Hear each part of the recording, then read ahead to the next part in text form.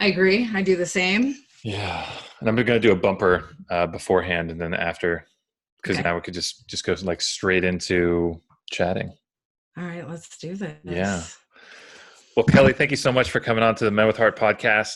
I'm excited to have you on. We were talking a couple weeks ago, I think, in your neck of the woods of Tahoe about healing and how you talk about healing. And I'd love to hear more about how you talk about healing, how you've created it and manifested it in your own life. But I'd love to have the listeners find out a little bit more about who you are, what you do, how you do it. Yeah, let's get going. All right. Well, see, I do what I do. It's the only thing I know how. I'm a sacred nonconformist. So I've always kind of had problems being in a box, even when I was younger. And there was a lot of rebellion, I think, in my younger years because of it. But when I found the path of yoga and really began healing, was before I got really sick with Lyme disease in 2012. So, I came from Tahoe, as you had mentioned, and this is where I grew up. And there's this culture up here of play hard, work hard, play harder, right? And so because, I grew up in this culture, I worked hard and I played hard. And really what was going on is I was burning prana and ojas. I was basically depleting myself in every way possible. And that opened me up to Lyme disease. And I ended up having 2 strokes at the age of 32 years old. So I got super sick. Is that pretty common for Lyme's disease? So, when I got sick, it was 7 years ago, right? Just about 7 years ago on August 26th. And I was one of the first cases that was, stroke related, but seizures, strokes, muscle spasms, these kind of things are actually pretty common. They're finding now with advanced neurological Lyme disease. Mm-hmm. And it just manifests in a way that you're predisposed to genetically. So like I have stroke on my mom and my dad's side of the family. So that was how it manifested. Now I also carried it for 22 years before it really manifested, because I got bit when I was 11 in Hood River, Oregon on a kayaking trip with my dad. So, this was like my journey, not just to the path of yoga, but like to being a true practitioner of the 8 limbs specifically, because I think asana is this gateway drug, right? Into what really the yoga path has to offer.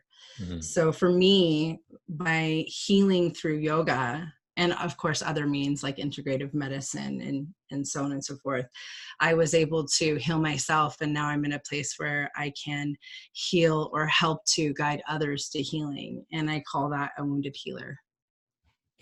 So did Jung, though. Yeah, that was his deal first. So yeah, we got to give credit where credit is due. Totally. So Jung's my homie, but yeah. So it's those things where, it's like, you just don't know. I know a lot of people who are sick with Lyme who are in that victimhood, and they never realize that it's very possible that what you believe is a curse is actually a blessing. Yeah. Talk a little bit more about that. 'Cause I feel that a lot of people become victims of their diagnoses and victims of their symptoms. So how did you overcome all that you were going through? And even if you want to talk a little bit about your rehab from the strokes, because that's a pretty big thing. Yeah, it is. It's ironic almost now that I have a podcast and that I teach yoga, because noun recall is a really difficult thing for those that suffer stroke. So as a teacher of yoga, every single cue is a noun. And so each class is like a rehabilitation for me. And I really did it a lot of it on my own without a lot of help. So speech therapy is pretty common, things like that.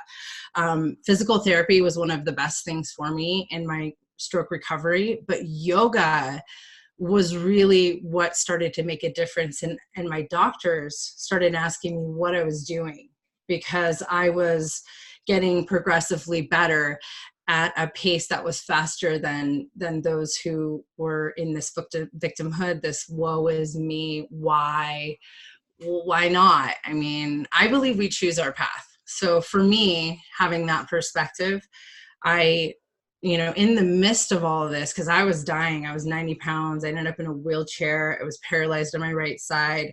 I couldn't even hold my daughter, who was like 4 years old, because the nerve damage was so bad. I mean, it was like crazy. Shit got crazy. Yeah. Oh my God. And when I was at that darkest moment, a lot of what drove me back to wellness was my daughter and wanting to be there for her. But it was also, I think, the fact that I'm just like this warrior spirit. Like, no one's going to tell me that I can't do something. And when the doctors told me I wouldn't walk again, or when they had no idea what was wrong with me, as I saw like 10 over the span of as many months to figure out what was wrong, it was always this like knowing that this was something I needed to go through to evolve into who, I'm really meant to be. Mm-hmm. And I think if we can look at it that way, then, I mean, that's just a game changer. But most people get stuck in that rut of, I'll never get better. It takes work. It's work every day, but it's worth it. Totally. Because it gives you quality of life, and it gives opportunities for, for me to help others who may be lost and sick. I wish I would have had a podcast to listen to. Podcasting was there, but I don't know. It wasn't that big, 7 years ago. Like, if I would have had someone I could listen to, maybe help guide through those hard times, that would have been a pretty incredible thing. Mm-hmm. And you use that word knowing. Yeah. How do you describe that to people? Because healing is such a, it's what's happening within us, not from the outside in, where some people do talk about, healing comes from out into in, because we have all these different layers, right? Yeah. But knowing is the knowing that you described, or can you describe the knowing? Is it something that you projected out into the future of how you want it to be, or something that you saw yourself as being in that particular moment?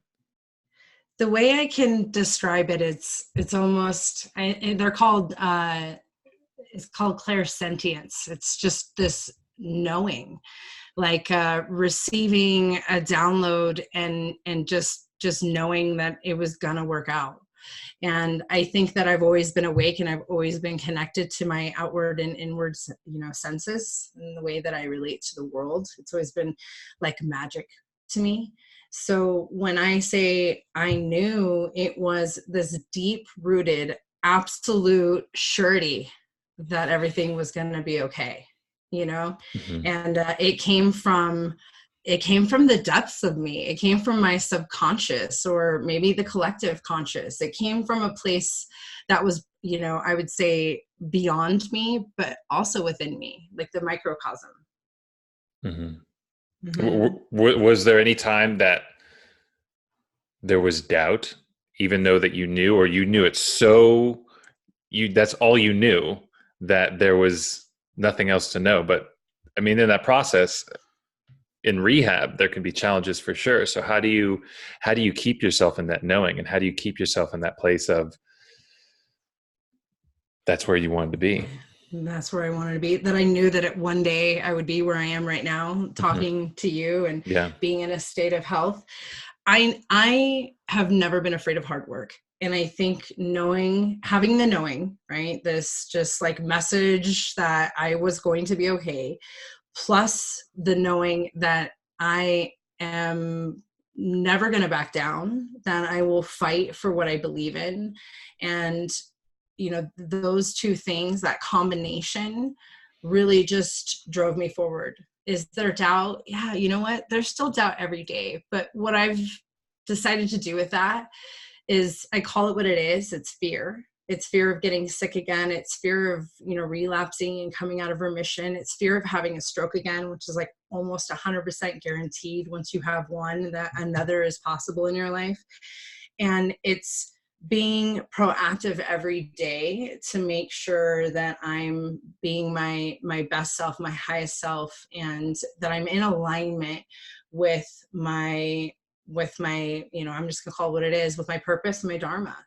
And if I'm in alignment with those things, and I'm doing, what I can to prevent, some inevitabilities, then I think I'm doing better than most. And it really is my message to people, you know, to believe in yourself, to find a purpose, and to heal. We're all in a constant state of healing. It's just different levels, right? Yeah.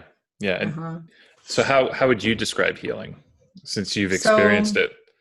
I think by describing healing, we have to first look at cured, because I think the two get pretty confusing. So people ask me all the time, like, are you cured? No, I am not cured. I'm in remission. I am healed. Okay. And they say, well, what is the difference? To be healed is to live with something and be okay, and to still be able to find joy and in life and quality in life. To be cured is to be completely without. And so that means, you know, that you no longer have the disease, the disability, the whatever it may be, the hurt, the pain. Because, you know, when you think about it, grief is something that can't be cured, right? Autoimmunes right now can't be cured. Cancer, remission is where we're going to lie with that one. It's no longer a death sentence, luckily, but it's, you know, it's also something that happens when our whole body is out of alignment and all of our organs are off their current and their vibrational resonance. That's when we welcome illness in. So if you can maintain a kind of, you know, state of being that is so hard. I don't like the word balance. I think center is a better word for it. Because, dude, I'm never in balance. I am forever off kilter, but that's okay because I'm centered and grounded, you know, at the same time. So to be healed and to find a healing, I think it's just this proactive choice to find practices and tools that will assist in keeping you in a state of center. Yeah, I like that term, centered, better than balance, because it's something that I talk about too. It's like balance is actually something that's not achievable. No, it's impossible. No. Once you get it, you're off. I mean, it's, you know, and I think that's why so many people have a hard time finding alignment in their lives, because they're chasing after this dualistic idea of being balanced when it's really about finding that one center. Yeah, and the oscillation of back and forth is where there's growth. And that's where the strength is built too, right? If you look at from your chiropractor, if we look at it from that space of like the body, that's where we build our greatest strength. That's where we work with those stabilizer muscles. So for sure. Yeah. So let's just scratch balanced. I think we should just throw that one out the window. We're no longer using that term in the health and wellness community. It's very mechanical. It's very mechanical. Because if I look at, like if I put my water bottle down on the ground or something like that looks balanced, right? It's like it sits there. The water's in this particular area. Or if I use one of the things to balance my shelf, you know, with the little water bubble and stuff in it, that's balanced. But that's not possible in the body. Yeah. Because we could almost argue that that's level, right? Because that's what's called a construction. Yeah, it's leveled. So balanced just has no space in this conversation. I'm leveled or level-headed. You're so level. You're leveled. I think I like the term just leveled. You're just leveled. Yeah. That sounds like I've just got the shit kicked out of me.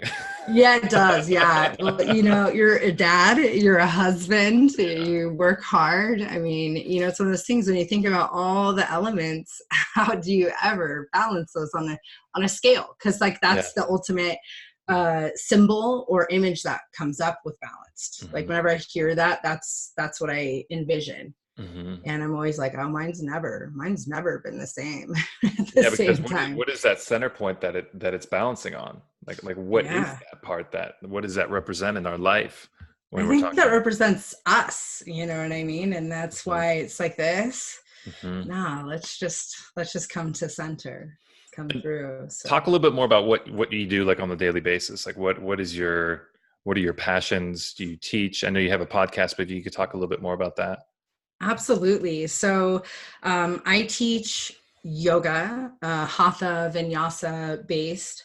I teach aerial yoga, which is incredibly good for healing and centering and creating that strength, because it works with oscillation on a single point to bring you to center, to bring you to strength and alignment. And then I teach SUP yoga as well. So a lot of specialty yogas. I'm starting to do SUP yoga. I just want to say what SUP yoga. Oh yeah, just SUP yoga. Just tell people what SUP yoga is, just in case they don't know. SUP yoga. Yeah, sorry, slang. I've been paddleboarding or doing SUP, stand-up paddleboard for like 30 years. So it's like all the slang comes out. So stand-up paddleboard yoga is also something that, you use a paddleboard to balance and it works with stabilizer muscles as well. So I have this passion for healing, and I realized that a lot of the advanced trainings that I've taken, I can bring my yoga therapy background and my yoga as medicine background into that and create really incredible classes and experiences. I'm starting to develop retreats right now and trainings, but one of the retreats I'm looking into creating, it's about elemental alchemy, so using the 5 elements to create alignment and centering and transformation. And so, for example, aerial yoga would be the element of air, and SUP yoga or stand-up paddleboard would be the element of water. So just to kind of explain that. And so I'm in this development of all these advanced education and retreat programs, and I'm still teaching weekly classes, which I love. And I'm at Wanderlust Studio at Squaw Valley, and that's my main hub right now. It's been my home studio for a long time. And actually we met through Meg McCracken years ago, who's also a teacher, and at the studio, and an incredible woman. I mean, she's real special. She's just one of a kind. I've never met someone so tender-hearted in my life, just patient, kind, and tender-hearted. I'm a little jealous that she's that way. When I see her parrot, I'm like, oh my God, I wish I could do that. I have a mantra for parroting. It's stay open, because every time we want to close down and get angry, it just helps you pause. So the space between the action and the reaction, so it helps. But moving on, let's see, the other things I'm doing is podcasting. And this is unexpectedly the most fun I've ever had creating in my life. And I'm a creatrix. I'm a poet. I'm a writer. Just wrote a piece for a book that's coming out called Life After Lyme, a little chapter describing my experience. And but I have to say that podcasting has really been the thing that I'm so surprised at how much I enjoy it and how much I love it.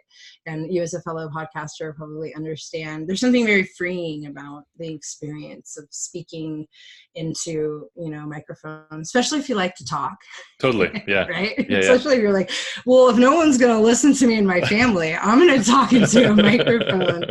And then what I found is that my family listens to my podcast. And I've had a couple of them come back to me and say, I feel like I know you better than I ever have because of what you share. And it's been healing. So coming back to healing, I think that there is a profound in storytelling is profound healing.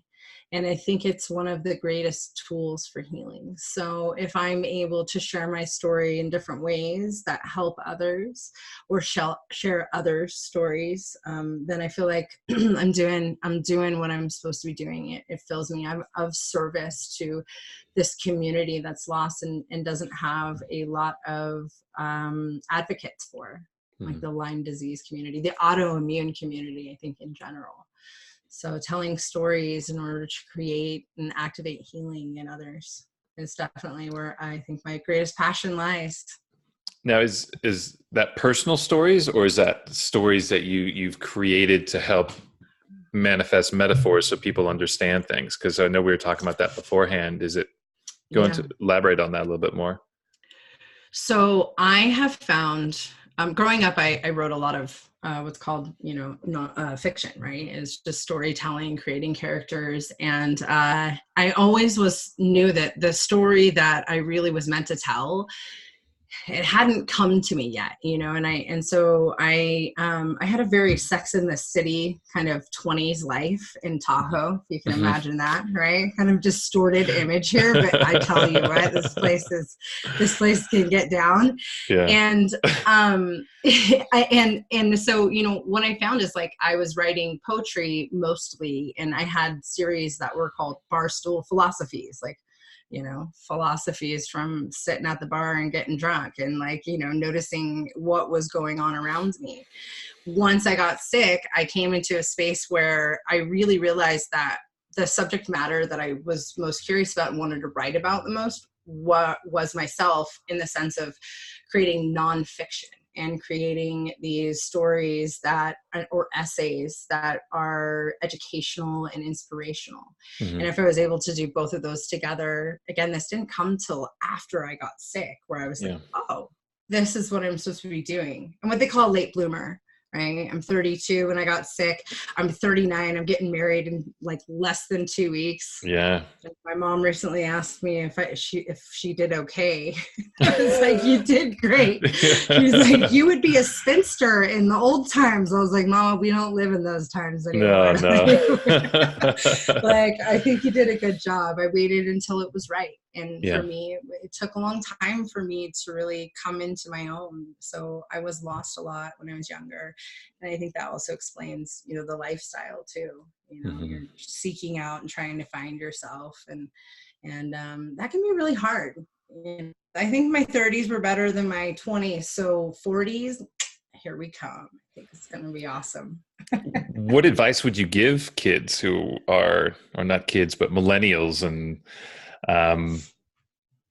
people who are lost and trying to figure out, where the hell am I going? What the hell am I doing? Since, you know, I feel like I was kind of a late bloomer too. I didn't go into chiropractic until I was 28, and then got done with that when I was 32, where there were some kids in there who went straight from college. Yeah, I mean, for me, I was never a straight line kind of girl. You know, you expect me to go one way and I might just go the other because you expect me to go the way that you want. And, you know, that's caused a lot of problems in life and in relationships, especially when I was younger, because I wasn't sure exactly the direction. So I was kind of all over the place, just as a means of not conforming, of just to be, you know, my own person. And so I think that that's where real rebellion can start.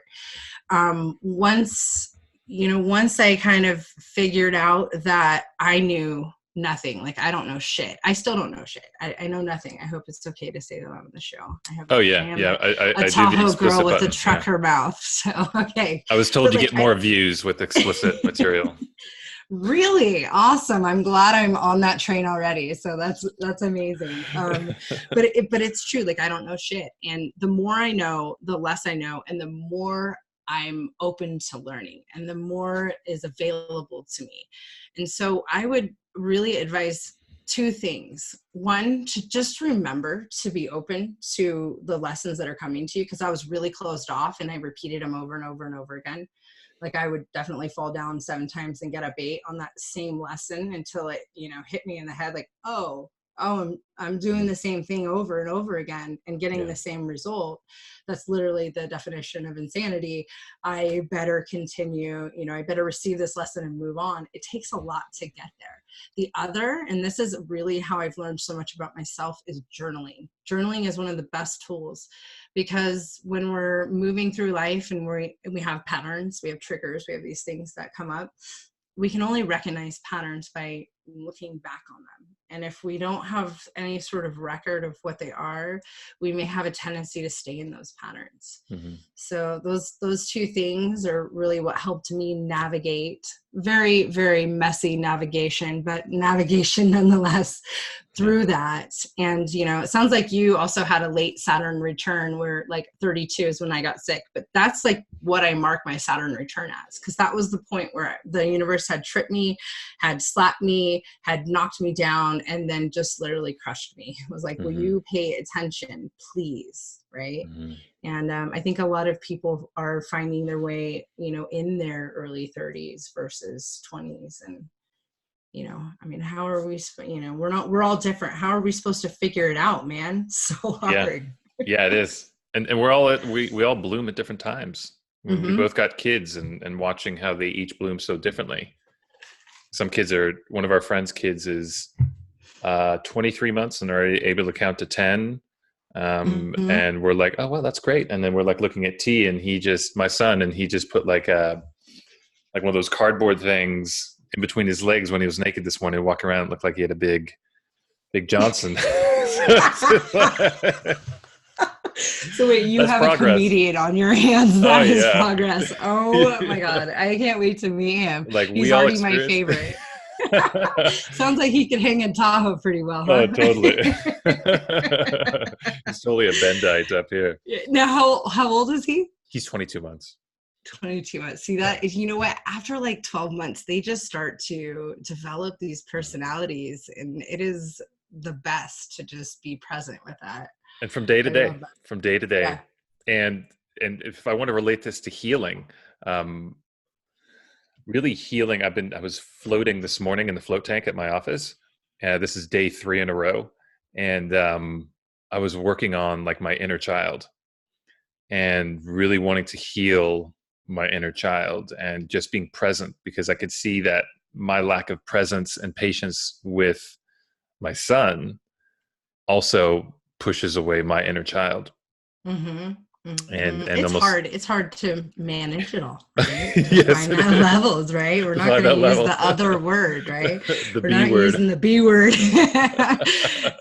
But so part of what I think I offer in like my aerial yoga teaching and in my trainings with aerial yoga is that playfulness, that inner child, because I'm teaching people to trust this hammock that's holding you, and then you're able to go upside down. You're able to fly eventually, and the joy that I see in the faces and the eyes of the adults that, they come to me after class like, I have never felt like that, or I haven't played like that since I was 10 years old, or I never played like that.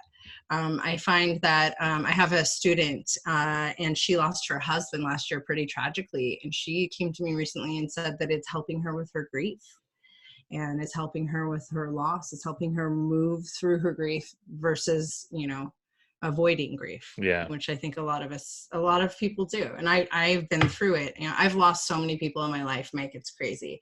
I've buried 61 people since I was 9 years old. And all of them, people that I've known in Truckee, only a couple of them family members. And so I think part of my journey and part of my message on my podcast of Higher Conversations, that's what it's called, is really bringing the knowledge that I've accumulated, along with research and experts and stories of people who've been through different things. Like, that is what I'm trying to offer to the community. Is there's this space that is almost like a support group, but not really. It's a place to be inspired by other stories and how they really move through the dark night of the soul and into their light.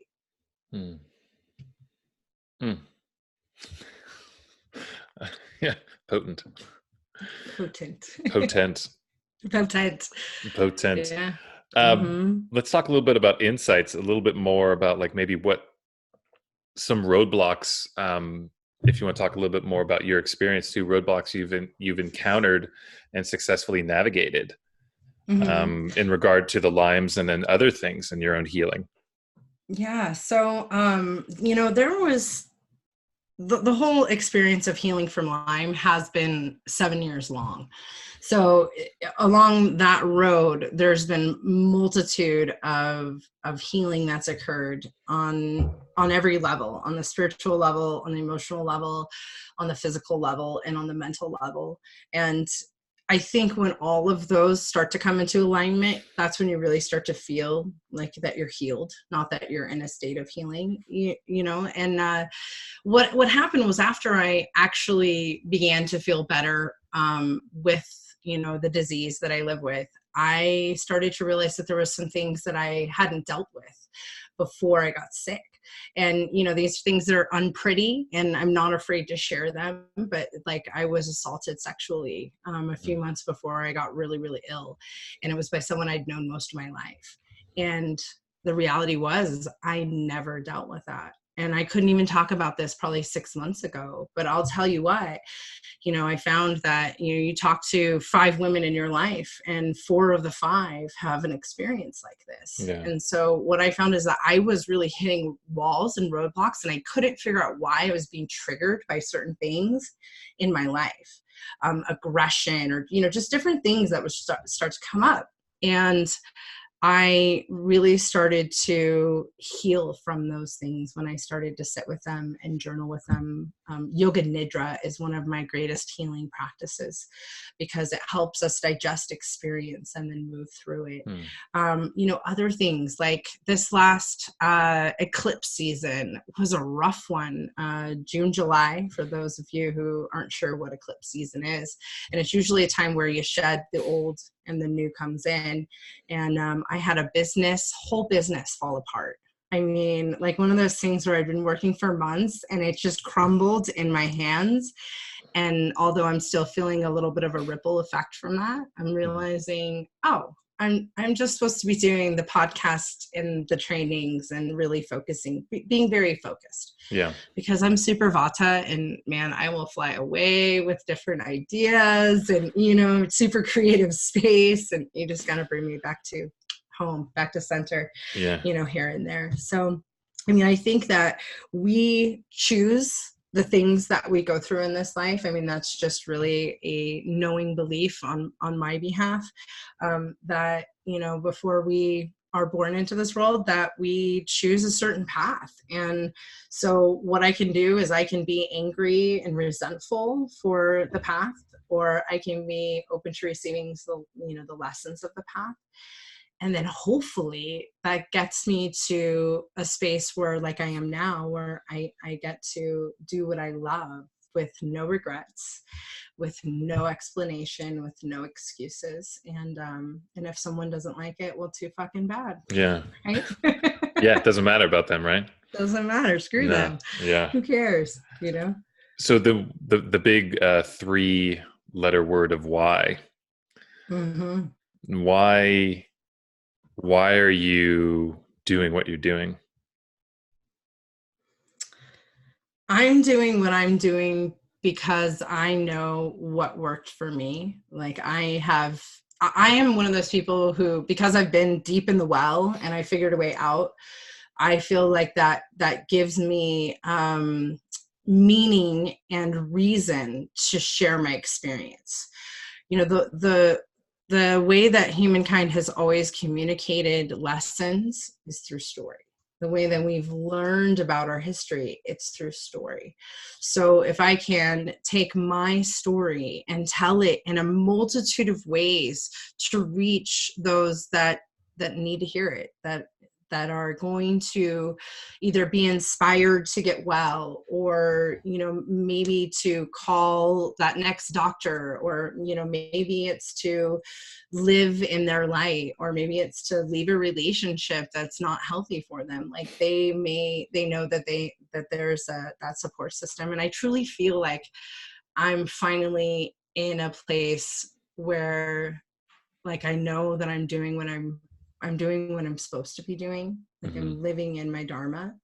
And I think that there's, Dharma evolves. And so there's no arrival. I kind of want to be clear on that. You know how like you said about advice earlier, like there's no arrival, friends. Just remember that. Yeah. It's the path, and it's being okay and complete just as you are along that path, even if you're not healed, even if you're not cured, even if you're, in a state of grief, like just knowing that, you are whole and complete just as you are. And all things will pass, because the only constant is change. And I used to hate that quote when I was I was like, dude, shut up. Like, dude, I'm not okay with this. Like, just such a hard ass, like so stubborn about it. But it's so true. And actually that quote has brought me more comfort over the past 7 years than I ever could have imagined. So yeah. And earlier you said that you didn't know shit, but what I'm getting is that there are some very important things that you do know about yourself. Yeah, and it's self-knowing. There's I think a lot of us can kind of say that we don't know shit, but we know our story better than anybody. And just to hear the presence that you have with yours and the why that you're wanting to, it brings so much more weight and so much more to people who need to hear it, because there are a lot of people out there who are trying to share stories that aren't theirs. Yeah. Or trying to tell people things that aren't right because they don't know. So they would rather just make it up. They haven't climbed out of the well, man. And you can tell. Yeah. That's, I think that's actually authenticity. You can see it on someone. You can tell when it's not theirs, and I think that's one of the reasons why I've been able to do the work and will continue to do this work, because at the end of a class, I'll have someone come up and say, you just seemed present and knowing in this class. And I really appreciate that, and that's, those are the kind of moments that I live for. I mean, that's how my podcast was inspired. It was Higher Conversations, which are conversations from source to raise the collective vibration of the world. And it was also inspired by those after yoga classes, like after yoga class conversations, where our guard is down, we're sweating, our endorphins are flowing, our heart is freaking wide open and just like, hey, love me, see me. And it's about seeing people. So I, on the podcast, actually do tell Lyme stories and stories of darkness to light, but I have the people on the show to share their story, and then I just kind of draw certain things out of them along the way to it's like this curation of their story. So I help them curate their story in a space that then it can be shared with those that will appreciate it. Juicy. Yeah, those chats after a good yoga class are always so powerful. It's just like there's this extra light that comes through that is really sweet. That's why the power of a yoga community is so important. Absolutely. Because we're all moving together within this beautiful space that a teacher like yourself has created. And why not share even more of that with people that are around us? Because that's where healing is also. Like you said, in stories, I start talking to you about what I experienced or what I didn't experience or what I saw in you. And then authenticity, which is such a huge part of healing.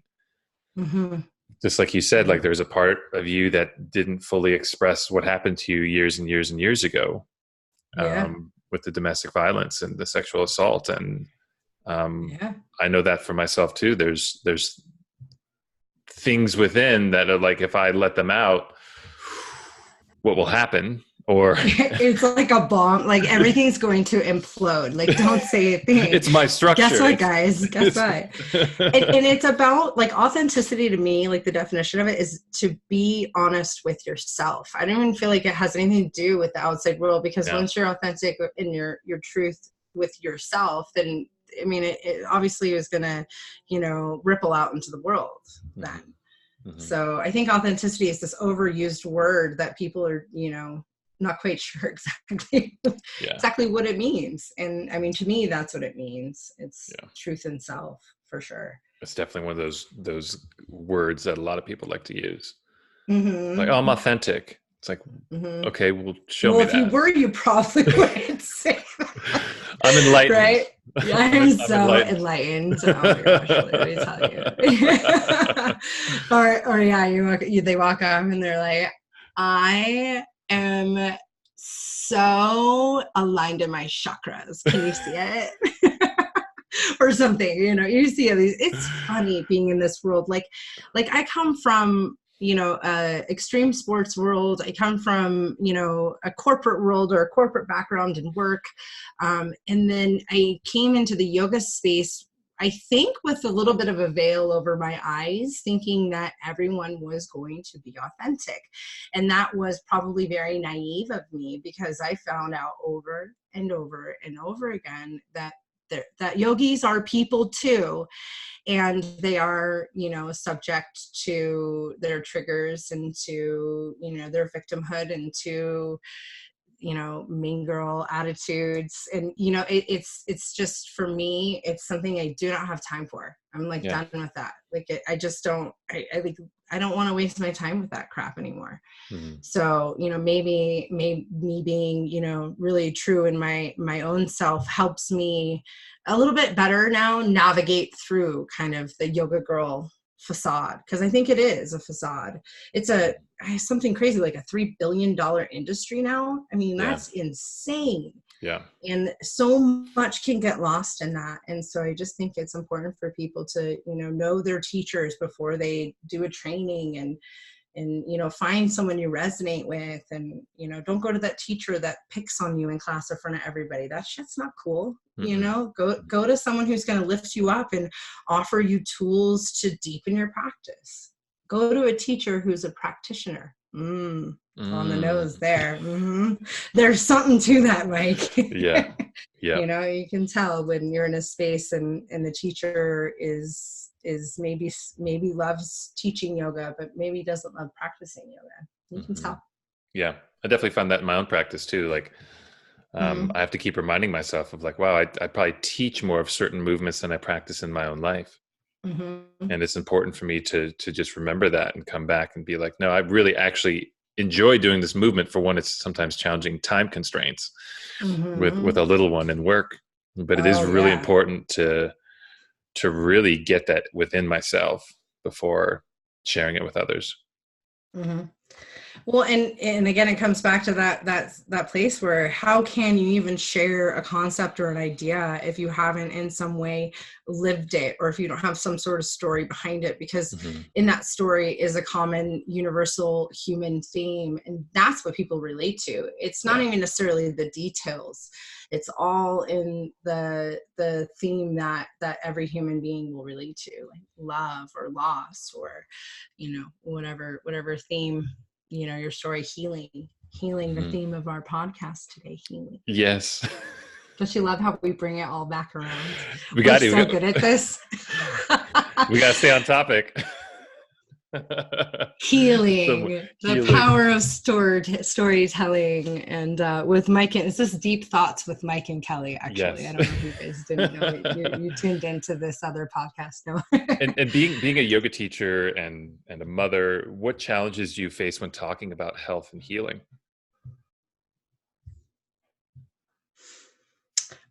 I think one of the biggest challenges as a mother is my daughter's 11. And I don't know if anyone has an 11-year-old in their life, but they're interesting creatures. We're just going to call them little creatures because they are underdeveloped in their pituitary gland. And that actually makes them a little bit insane, right? They're hyper emotional. What I found is that at that age of 11, it was actually a really hard age for me as well. So I try to remember that. It's hard sometimes, but again, one of the reminders that I have, that my daughter's trying to identify herself as an individual apart from the family, apart from me very specifically. And so I honor that. She's an artist. She rides horses. She does competitions with horses. But when it comes to, things like feeding her, I find that being healthy has more to do with what you put in your body than almost anything else. What you put into your mind, what you put into your body, these things really matter. And, kids right now are starting to get sick from all these, crazy processed foods. So when I go to the store, I buy most food that, has to be made. It's not pre-made. It's, veggies and grains. And when my fiance, or soon to be hubby, goes to the store, he comes back with prepackaged goods. And it's this thing where I'm like, I slowly but surely I've been able to influence, but I can't force it, right? We're individuals. It's a choice. It's a choice to eat healthy or to be mindful of your eating habits. And if I am mindful in mine, then maybe I can lead by example for those in my life. And I found that that's actually way better than nagging and bitching at everyone in the family. It works a little bit better, FYI. Yeah. And and then I work out all the time. I mean, I teach yoga 5 days a week, but I'm paddleboarding or snowboarding, or I love Bikram. I love Bikram because it's just so detoxifying. And it's also another one of those gateway drugs into the other kinds of yoga. Like, right, a lot of people start with Bikram and then, you know, they may not go back to it, but I mean, it's something that's always done something very different for my body than any other practice. And I do aerial all the time, which next time you're in Tahoe, Yeah. I don't know if you're coming back up for the training, but if you're back up there, I'd love to give you like a little demo in the hammock, because I think you're going to love it. And we're going to have to get one for your house. It'll keep you staying. You can hang upside down. See, so you're looking for, so just a stable beam, a structural beam, and you're set. But you know, if I can lead by example, it's always going to be better than nagging. Don't get me wrong. I still nag. I'm not going to deny it. You know, when you're 11-year-old, I'm glad you said that. For 5 days. Like, I'm not going to lie to you, man.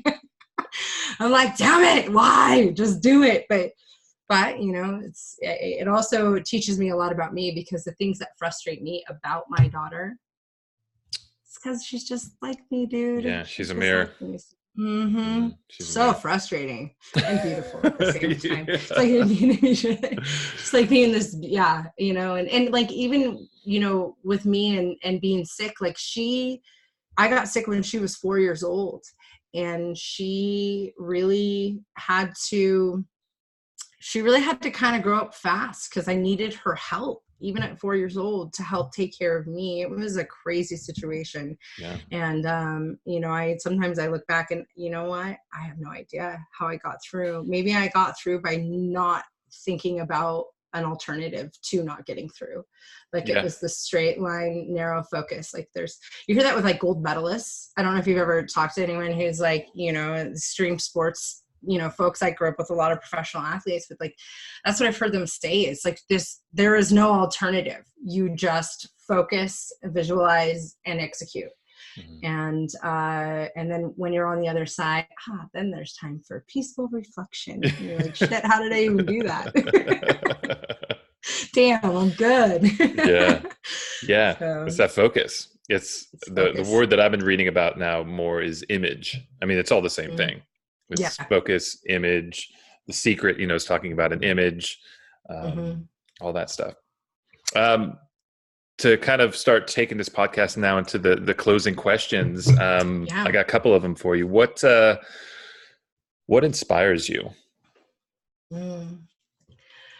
I'm inspired by nature. And by nature, I think I really mean like source. The way that I see the world, I've learned, is very different than other people. And I see magic every day. I mean, if I could show you my view right now, I'm looking at North Star. I mean, it's a beautiful day. The fog is just lifted. Like, that shit's magic. That inspires me. I'm also deeply inspired by conversation, and something that I've always sought out. And I really enjoyed college and school because of that. Like, I love education. I love the meshing of ideas to understand a concept or a theory, or, you know, to argue the side that I don't even agree with, just because I can see that side. You know what I'm saying? So like, I've always really enjoyed that. I think that's ultimately what's led me to Higher Conversations as my podcast and my podcast concept and name. When I was in my 20s, my Higher Conversations usually took place on a bar stool with some Jameson. And I realized quickly that I was actually not having anything but, you know, like pestering conversations, trying to get people to talk to me like deeply. And they're like, dude, let's just get drunk. Yo, like, you want to go home? You want to hook up? No, dude, I want to talk. No.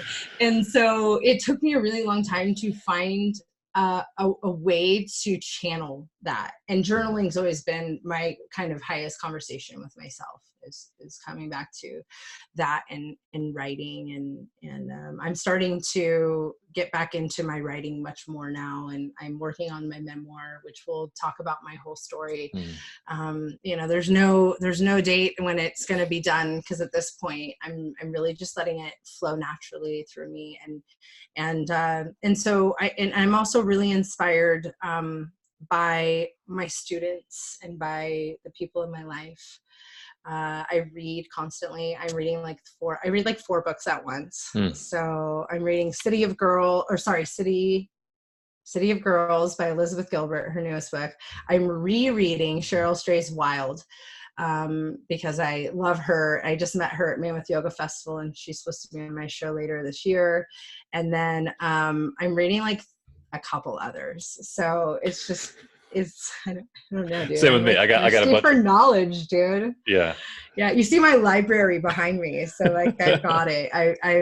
I just really enjoy, in order for me to be satisfied, it doesn't have to be like sexual in nature, or even like, necessarily like in love. Like I need obviously that affection, but I really need to be fed with knowledge, to get a greater understanding of the nature of the world.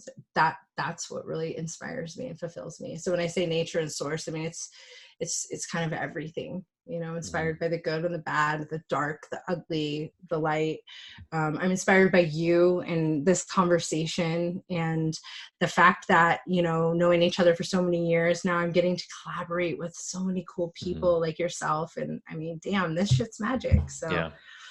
It's inspiring. It's where it's at. Just to start talking with each other, especially with, like you said, even with headphones on and the microphone, it just changes the. And I feel like you're here in this room with me. Okay, you practically are. Like, look at the time we live in, where we can do this. Like, this is dope. This is what it's all about. And I think for people who are like afraid to just go for it, or take a risk, or follow that intuition, that gut, like, just do it. Like, what do you have to lose? You're going to, live and then die with regrets? Ew. Let's not do that, anybody. It's just like, ew. That's gross.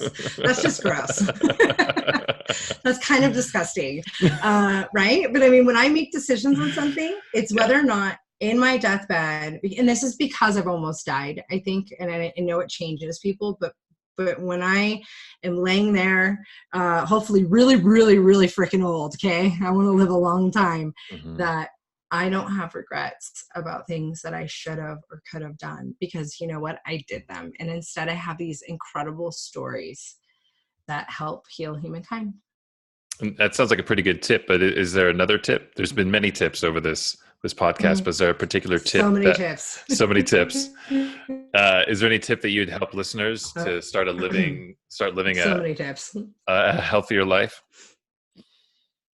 or to find health? You know what? I would say just find something that you're passionate about, because the energy that comes through creation is source energy, and there's nothing that will fill you up more than that. And if you don't have any passion in your life, then that's really where you should start investigating.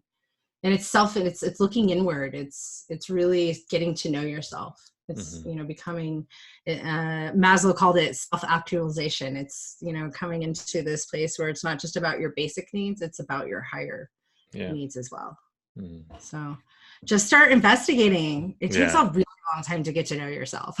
So questions, right? Questions are huge. Just constantly ask questions. Yeah. And use tools like journaling is huge for me. Use journaling prompts. I mean, try the 8-limbed path of yoga, pick up the Yoga Sutras. Like, that is one of the most incredible ways to really get to know not just yourself in the inner world, but the outer world, and how you relate to it. I mean, I've been practicing consistently for 7 years. Since the day I got sick, I have been on the path of the 8 limbs.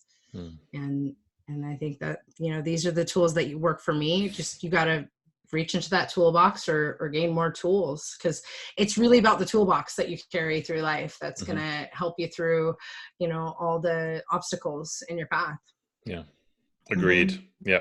I feel like there's definitely some tools that are in my toolbox to stay forever. And then there's some that I think, every once in a while, it's like, should I get rid of that one? I don't know if that one actually works. Sometimes the tools break and you got to get rid of them, right?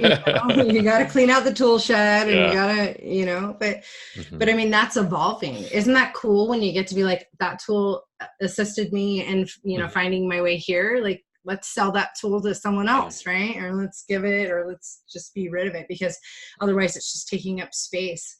And guys, we don't have space to spare, and we're all filled up, you know.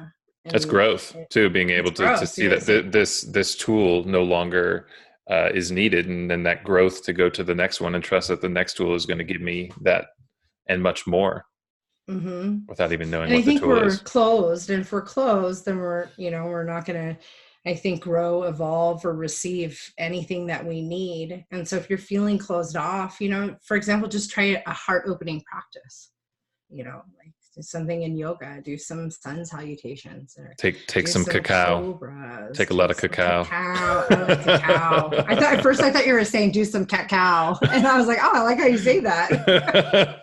We're going to just use it. Do some cacao. Okay. And I mean, it's true. Just real quick. Yeah. But I mean, it's true. And then, and you don't know, I mean, if you're closed off to also trying new experiences, then, I mean, the problem is that people get comfortable, and you have to get uncomfortable in order to grow.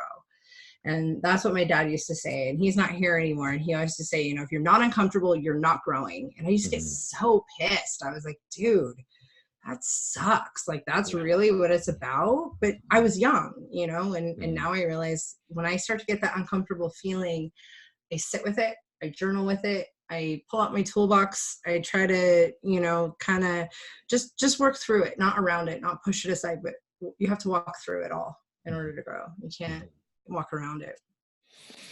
Well, to close this out, thank you so much for being on the podcast. Heck yeah. I have a feeling we're going to do this again. I'd like to. On for sure. my podcast. Yeah. I'm down for that.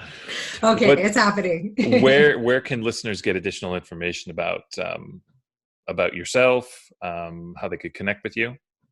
Okay. So my website is theyogipoet.com. On Instagram, I'm at the Yogi Poet. Higher Conversations podcast at gmail.com is my email. The podcast is available on iTunes, Spotify, all those places you get your audio worthy. Yep. Your audio worthy, and as well on the website you can get some links to it.